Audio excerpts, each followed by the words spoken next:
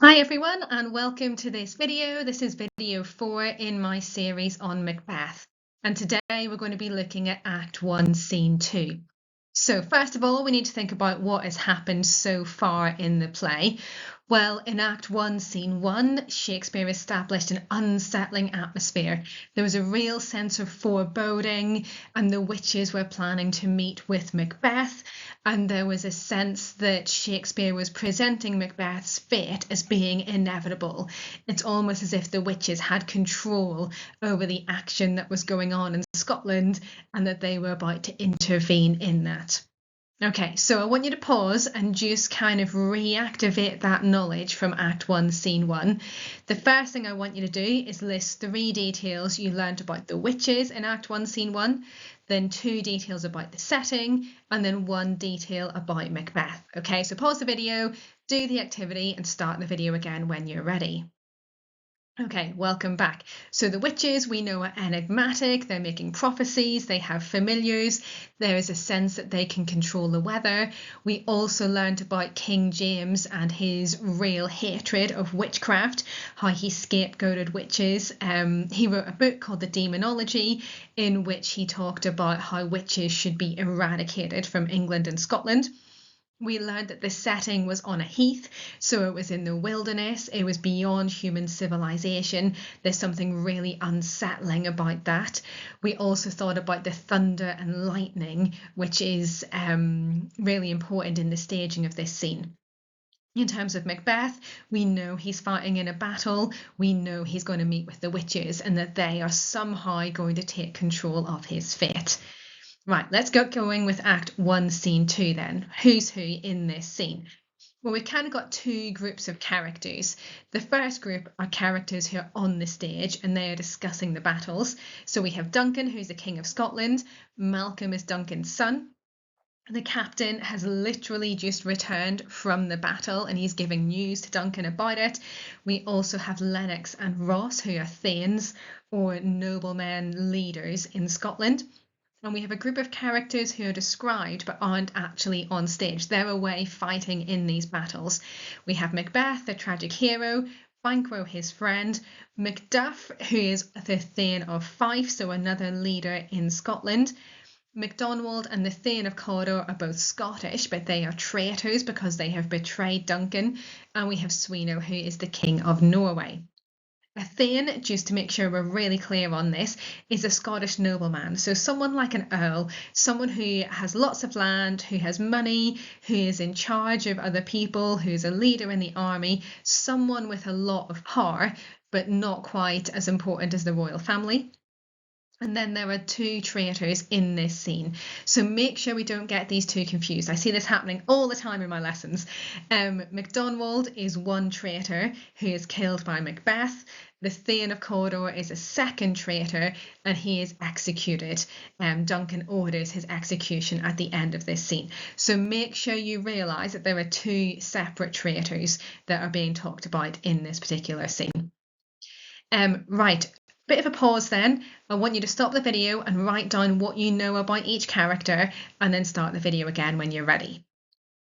Here we go then. Act 1, Scene 2, what is happening? Well, first of all, Scotland is under threat from the Norwegian forces.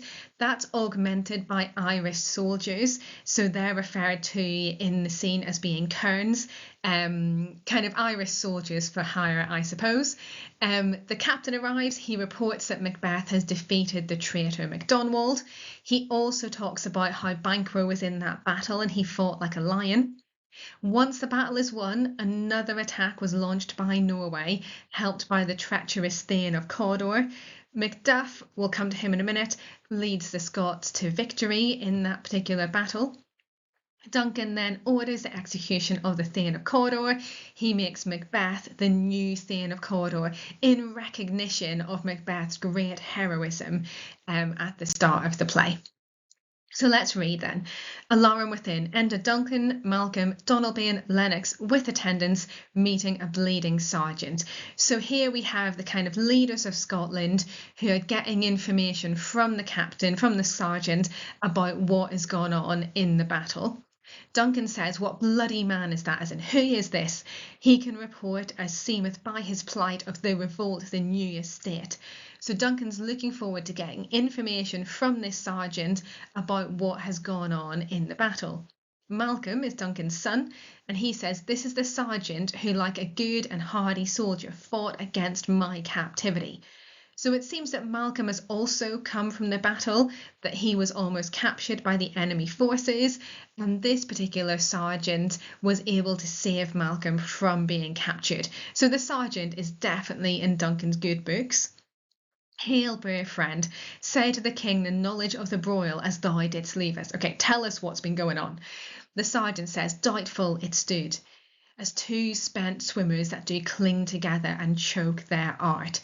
So this word doubtful means unsure. It was unsure which side was going to win the battle. Was Macbeth and the Scottish forces going to win, or were the Norwegian forces held by MacDonald and the Irish soldiers, were they going to win instead? "The merciless MacDonald, worthy to be a rebel, for to that the multiplying villainies of nature do swarm upon him. From the western isles of kerns and gallowglasses is supplied. And fortune, on his damned quarrel smiling, showed like a rebel's whore." So MacDonald is a rebel, and he's fighting against his own country here. Here MacDonald is juxtaposed with Macbeth, who's incredibly patriotic, who is fighting to save his country. But all's too weak. I don't have enough words, is what the sergeant is saying here. I don't have enough words to describe Macbeth. Brave Macbeth, well he deserves that name. Disdaining fortune with his brandished steel. So that's referring to Macbeth's sword. So Macbeth meets MacDonald in battle, which smoked with bloody execution, like Valor's minion carved out his passage till he faced the slave. So Macbeth meets MacDonald in battle, which never shook hands nor bade farewell to him, till he unseamed him from the nave to the chaps, and fixed his head upon our battlements. So Macbeth faces MacDonald in battle, cuts the traitor in two, cuts his head off, and puts the head on a spike as a warning to everyone else: you should not betray your country. Now that's really interesting, because that is exactly what's going to happen to Macbeth at the end of the play after he has betrayed Scotland. Duncan is overwhelmed with joy at this point, and he says, "O valiant cousin, worthy gentleman." And the sergeant continues, "As whence the sun gins his reflection, shipwrecking storms and direful thunders break, so from that spring whence comfort seemed to come, discomfort swells." The sergeant's speech gets really complicated here, and some critics think that this is because he is losing a lot of blood, he's injured, he's exhausted after the battle, and perhaps the complexity and the slight confusion of his speech reflects his physical kind of suffering at this point. Anyway, the sergeant continues, "Mark, King of Scotland, mark, so pay attention to this, Duncan. No sooner justice had with valour armed compelled these skipping kerns to trust their heels, so the Irish soldiers run away, but the Norwegian lords, surveying vantage with furbished arms and new supplies of men, began a fresh assault." So after Macbeth kills MacDonald, the Irish soldiers run away, but the Norwegian lords, so the Norwegian kind of leader, begins a fresh assault. So he attacks the Scottish forces again. He sees that maybe the Scottish forces are tired, that they've been in battle for a long time, and it's time to really launch a new attack. And Duncan is horrified by this. He says, "Dismayed not this our captains, Macbeth and Banquo?" Were Macbeth and Banquo not worried about this new assault? And the sergeant says, "Yes, as sparrows, eagles, or the hare, the lion." So he's comparing Macbeth and Banquo here to eagles and to lions, and he's saying they were as afraid of the Norwegian forces as an eagle would be afraid of a sparrow, or as a lion would be afraid of a hare. So what he's saying is Macbeth and Banquo are incredibly brave. They weren't afraid in the slightest. The sergeant continues, "If I say sooth, I must report they were as cannons overcharged with double cracks. So they doubly redoubled strokes upon the foe, except they meant to bathe in reeking wounds or memorise another Golgotha." So there's so many wounds here that the Macbeth and Banquo are just covered in blood.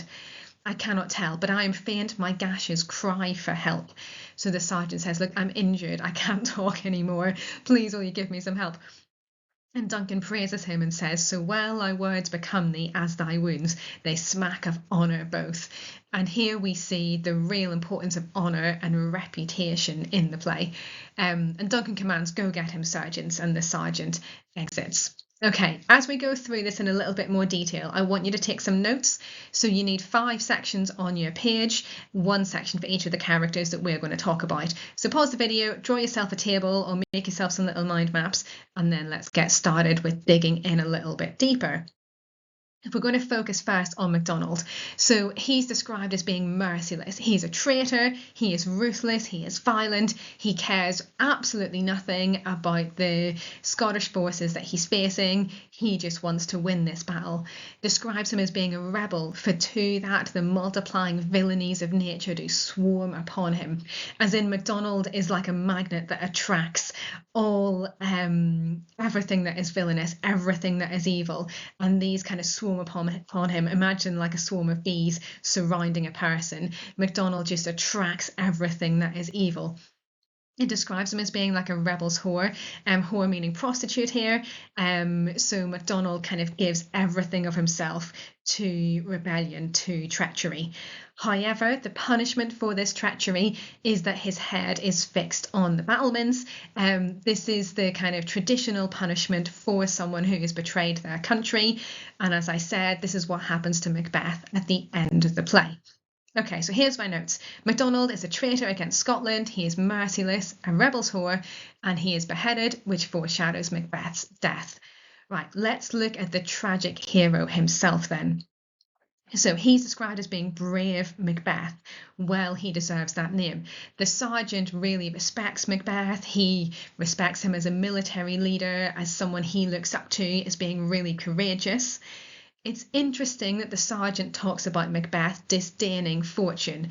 What this means here is that Macbeth almost kind of sees his fortune, he sees his fate, and he disdains it. He says, "I'm not having this," and he rejects his fate at this point in the play. Now that's really interesting because in the next scene, he's going to accept the fate that the witches give him. Then he gets his brandished steel, so his sword, and like Valo's minion carved out his passage. Valo means courage or bravery, so with a huge amount of bravery, Macbeth looks his death in the face and says, "That's not going to happen to me today." And he carves his way through the enemy forces until he gets to MacDonald. And then he fights MacDonald and unseamed him from the nape to the chops and fixed his head upon our battlements. So with absolute relentless fury and bloodlust at the treachery that MacDonald has done against Scotland, Macbeth chops his head off and kind of doles out the punishment that traitors should have. And Duncan is overwhelmed with joy at this. He calls him a valiant cousin, a worthy gentleman. So again, we see the respect that even the King of Scotland has for Macbeth. The sergeant also compares Macbeth to an eagle and to a lion. That animal imagery really emphasises Macbeth's bravery, his courage, and also slightly unsettlingly, his violence at this point of the play. Okay, so pause the video if you need to fill in your note-taking grid, and then we're going to go on to Banquo. Right, this is where Banquo is talked about in the scene. Duncan says, "Dismayed not this our captains, Macbeth and Banquo." Notice that in this line from Duncan, Banquo is almost equal with Macbeth. He is also a captain. And then the sergeant describes him as well as being an eagle and a lion. So the comparison between Macbeth and Banquo is quite strong at this part of the play. Okay, so again, pause the video if you need to jot down these ideas in your grid. The next character we're going to look at is Duncan. So here we have Duncan saying, "Oh, valiant cousin, worthy gentleman." And he kind of praises the sergeant for his honour at the end of this section. So what we see is that Duncan is really kind, he's really generous, he praises people really easily. He's really happy with how his citizens have behaved. But also there's a sense there that he's overly trusting as well. He's just been betrayed by MacDonald and he's about to learn about how the Thane of Cawdor has also betrayed him. So he's been betrayed by 2 really important men in Scottish society.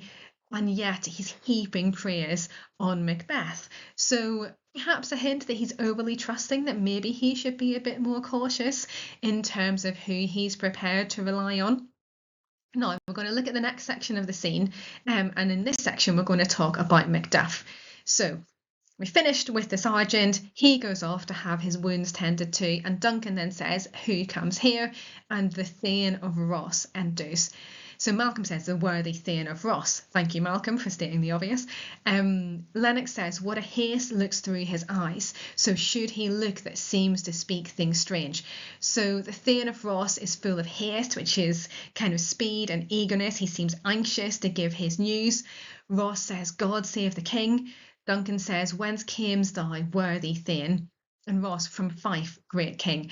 So Fife is on the east coast of Scotland. Macduff is the Thane of Fife. He's the leader of this part of Scotland. And Ross says, "From Fife, great king, with an Owain banners flight the sky and fan our people cold." Okay, so Macbeth has just defeated some Norwegian forces that were helped by the Irish soldiers. And now we have another Norwegian attack in Fife.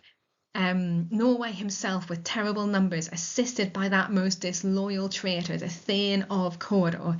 So remember that there's two traitors in this scene. We've had MacDonald, who's been defeated.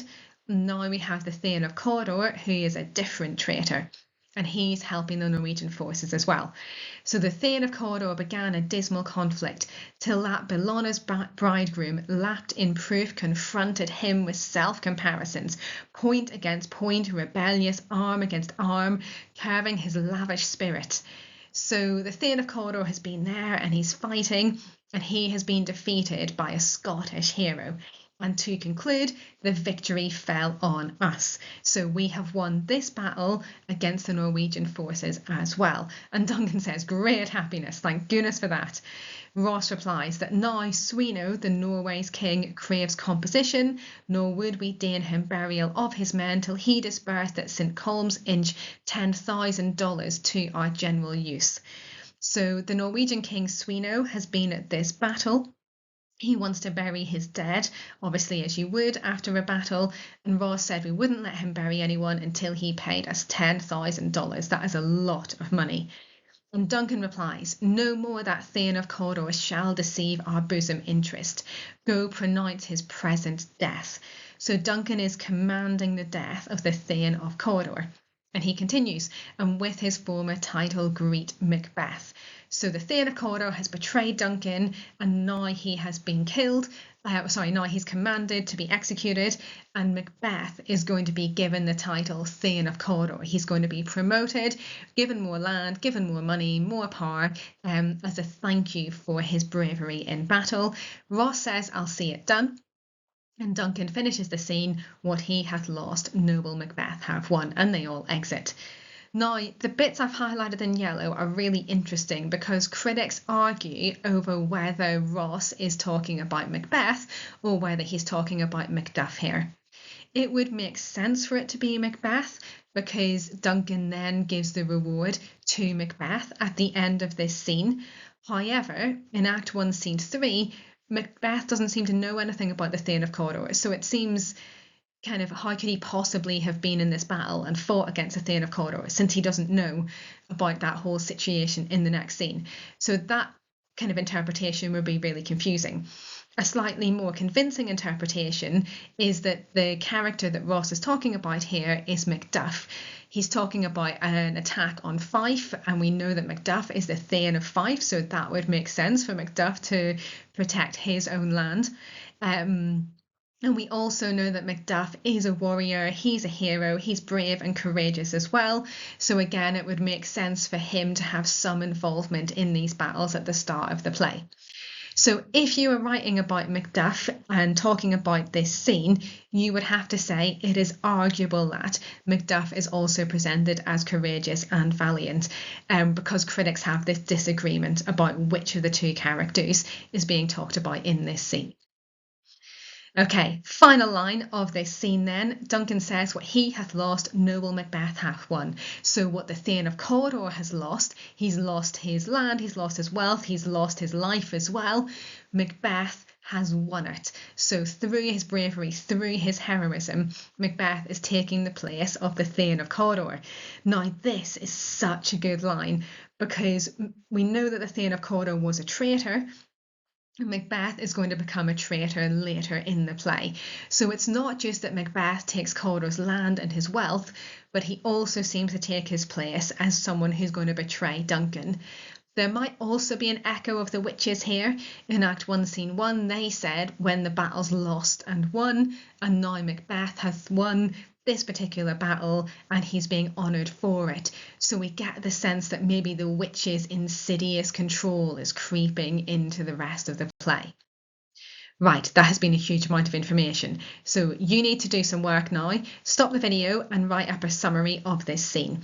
And the way I want you to do that is by focusing on these two ideas.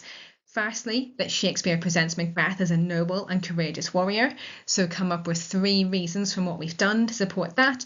And secondly, Shakespeare presents Duncan as a generous but weak king, and again, list 3 reasons to support that. Okay, thank you very much. Make sure you check out the rest of the playlist.